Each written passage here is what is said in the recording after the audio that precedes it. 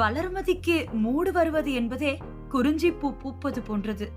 எப்போதாவது ஒரு முறைதான் வரும். மற்ற நாட்களில் எல்லாம் விரதம், வேண்டுதல், அது இது என்று கண்ணனை பட்டினி போட்டு விடுவாள். அவளே எப்படியோ ஒரு விபத்து போல கண்ட கண்ட புத்தகங்களை படித்துவிட்டு சூடாகி இருக்க, அப்போதென்று பார்த்து கண்ணனுக்கு வரக்கூடாத பிரச்சனை வந்திருந்தது.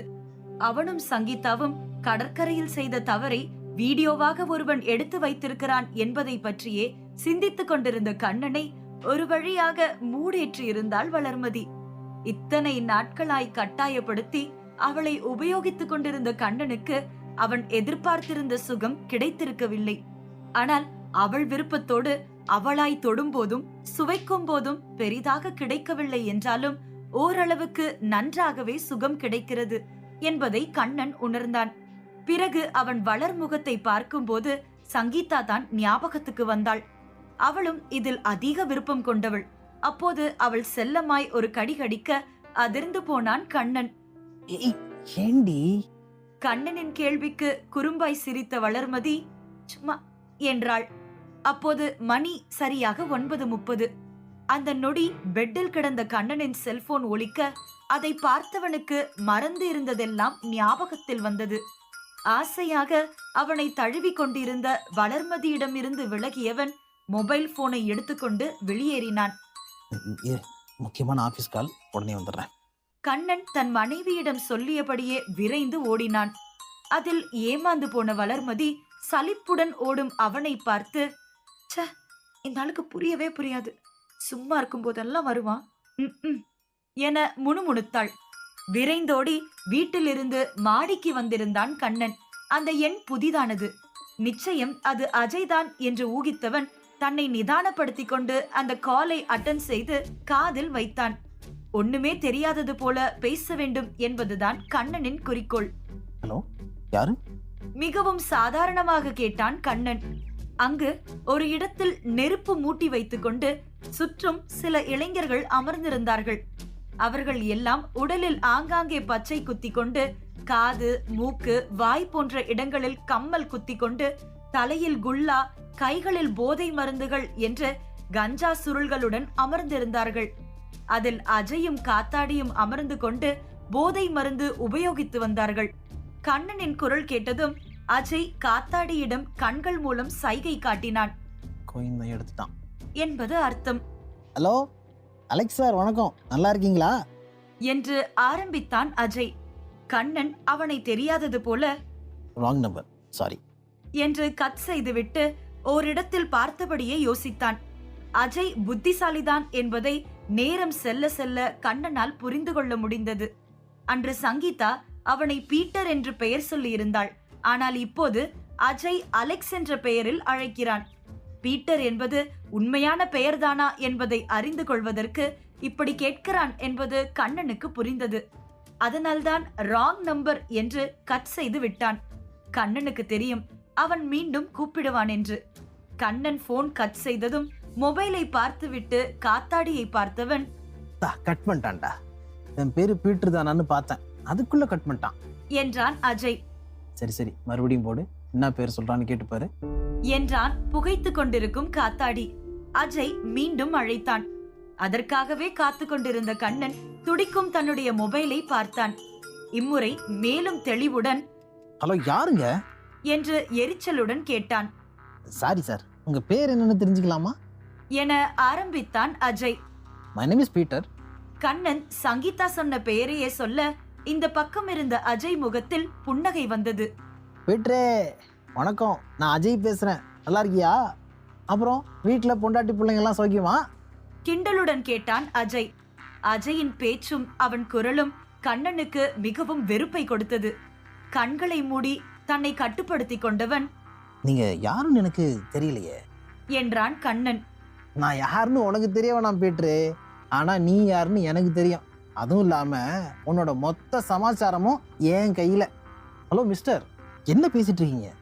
என்ன வேணும் உங்களுக்கு? கண்ணன் கடுமையாக பேசினான்.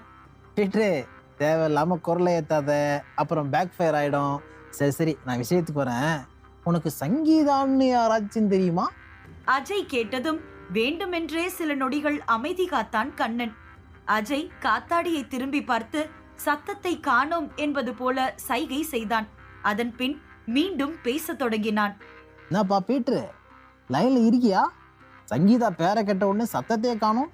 Mister Peter. இழுவையாக அழைத்தான் அஜய். தெரியும், நீங்க யாருன்னு தெரிஞ்சுக்கலாமா என்றான் கண்ணன். அதெல்லாம் உனக்கு சீக்கிரம் தெரிய வரும். அப்புறம் உனக்கு ஒன்று தெரியுமா, உன்னோட குடுமி இப்போ என் கையில இருக்கு. அப்போது கண்ணன் அதிகமாக அமைதி காக்க தொடங்கிவிட்டான். அவன் இப்போது அதிர்ச்சியாக இருப்பதாக அஜய்க்கு தெரிவிக்க வேண்டும். அதனால்தான். சரி, நீ ரொம்ப பயப்படுறன்னு நினைக்கிறேன். நான் விஷயத்துக்கு வரேன். ஒன்றும் இல்லை, நீயும் உன்னோட கள்ளக்காதலி சங்கீதாவும் பீச்சில் ஒன்னா இருந்து பண்ணதை நான் வீடியோ எடுத்து வச்சிருக்கேன் என்று சொல்லிவிட்டு அஜய் அமைதியானான். கண்ணனும் அமைதியானான். சற்று நேரத்திற்கு பிறகு அஜய் கடுப்பாகி கத்தினான். இங்க பாரு, உனக்கு அதிர்ச்சியா இருக்கும்னு எனக்கு தெரியும். சட்டப்படி நீ அதிர்ச்சியாகி தான் ஆகணும், இல்லையா யுவர் ஆனர்? காத்தாடியை பார்க்க அவன் புகை விட்டபடியே ஆமாம் என்பது போல தலையசைத்தான். நீ ஒன்றும் பயப்பட வேண்டாம், நான் உன்னை எதுவும் பண்ண மாட்டேன். என்னோட டீலிங் எல்லாம் இப்போதைக்கு சங்கீதா வரைக்கும் தான் இருக்கு. ஆனா பாவம், அவளால எவ்வளவு தாங்க முடியும். அதான் உன்கிட்ட டீல் பேசலாமேன்னு கால் பண்ணேன். நான் சொல்றது நீ நம்ப மாட்டேன்னு தெரியும். உனக்கு ஒரு சாம்பிள் அனுப்புறேன். அஜய் வாட்ஸ்அப் வழியே கண்ணனுக்கு அந்த வீடியோவை அனுப்பி வைத்தான். அதை பார்த்ததும் கண்ணனின் முகம் வியர்த்தது. அந்த இருட்டிலும் நிலவு வெளிச்சத்தில் இருவரின் முகமும் நன்றாக தெரிந்தது. நிச்சயம் அதிநவீன தொழில்நுட்பம் கொண்ட மொபைல் கேமராவில் தான் படம் பிடித்திருக்கிறான் என்பதை கண்ணன் புரிந்து கொண்டான். அதை பார்த்து முடித்ததும் கண்ணன் தனது ஆக்டிங்கை தொடங்குவதற்கு தயாரானான். சார் சார் ப்ளீஸ் சார், இந்த வீடியோவை டெலீட் பண்ணுங்க. இதில் விளையாடாதீங்க சார், நாங்கள் ஏதோ தெரியாம பண்ணிவிட்டோம் சார், ப்ளீஸ் சார். கண்ணன் குரல் தான் கெஞ்சியது. ஆனால் அவனுடைய முகமும் கண்ணும் கடும் கோபத்தில் இருந்தது. கெஞ்சு, நல்லா கெஞ்சு. போட்ல பொண்டாட்டி இருக்கும்போது பீச்சில் கள்ளச்சோறு பொங்குறல்ல, உனக்கு வேணும், நல்லா கெஞ்சு. சார் சார் ப்ளீஸ் சார், என்ன சொன்னாலும் கேட்குறேன் சார், தயவு செஞ்சது வெளியே விட்டுறாதீங்க சார், என் மாடமே போயிடு சார், ப்ளீஸ் சார். அழுக்குரலில் சொன்னான் கண்ணன். சரிடா சரி, அழாத, கண்ணை தொடச்சிக்கோ. இதெல்லாம் முன்னாடியே யோசிச்சிருக்கணும்.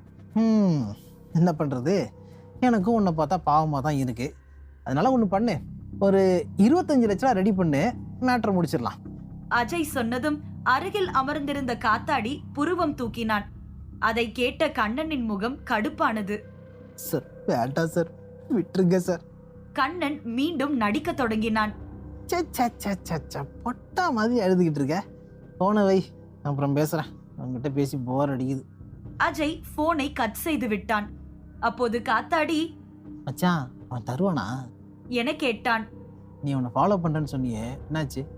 ஐயோ, அவனை ஃபாலோ பண்ணவே முடியல மச்சான். அந்த பொண்ணு ஆஃபீஸில் வேலை பார்க்குறான்னு கூட தெரில. நானும் அவன் ஆஃபீஸ் முடிச்சுட்டு போகும்போது பார்ப்பேன், ஒரு நாள் கூட வந்ததே இல்லை.